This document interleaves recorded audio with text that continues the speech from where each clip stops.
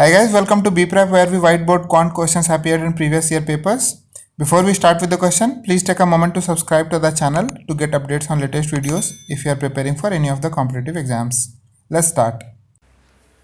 Two liquids A and B are in the ratio 5:1 in container 1 and 1:3 in container 2. Okay. So we have two containers, let's name them C1 and C2. And these two containers are having two liquids A and B.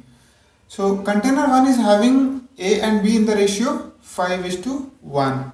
So total quantity is 5 and 1, 6, and A is 5 out of that. So we can say in C1 A is 5 by 6 units, okay, and B is 1 by 6 units.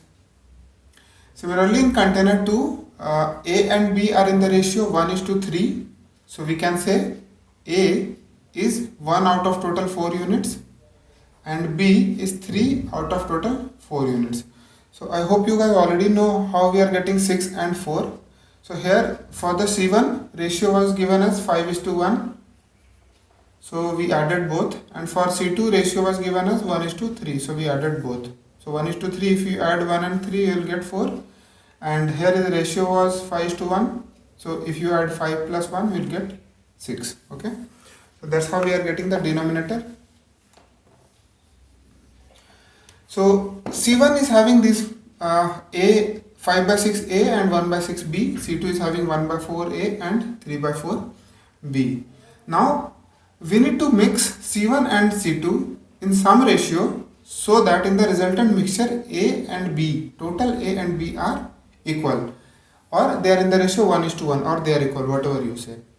So let's say C3, we need to add C1 and C2.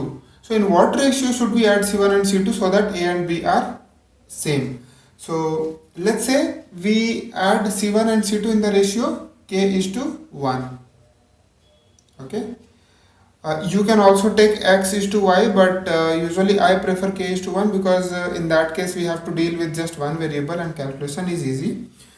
And another thing is, even if your K is coming in fraction, it's okay, because for the ratio, if K is in fraction, that will be fine. Okay. So hence I usually prefer K:1 rather than taking X:Y. So here also let's say C1 and C2 we are mixing in the ratio K:1. So in C3 we'll take K amount of C1 and 1 amount of C2. Okay. Or for every 1 unit of C2 we will add K unit of C1. Okay.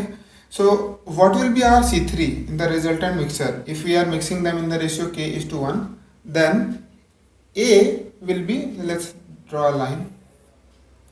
So in C3 A will be 5 by 6K,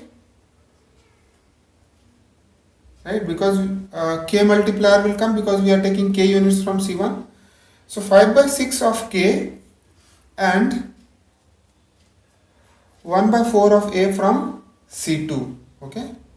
So in C3 this is the volume of A, and in C3 the volume of B will be 1 by 6 K. Again K multiplier will come because from C1 we are taking in the multiple of K.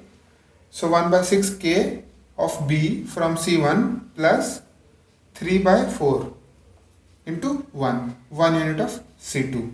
Okay. So this is the volume of B in C3. So now the question says that in the resultant mixture A and B are same. Okay. So we can directly equate them, or you can also say A by B is 1. So we can also divide these two expressions. So if they are 1, they are equal. Okay. If ratio is 1, then they are equal. Now we can just solve this. So 5 by 6K minus 1 by 6K. So we'll have 4 by 6K equals to 3 by 4 minus 1 by 4, which is 2 by 4. Okay. So this is 2 and 2, 3. So from here we get the value of K as 3 by 4. Okay. So we assume the ratio to be K:1 and the value of K is 3 by 4. So we can say the required ratio is 3:4, which is the answer. Okay.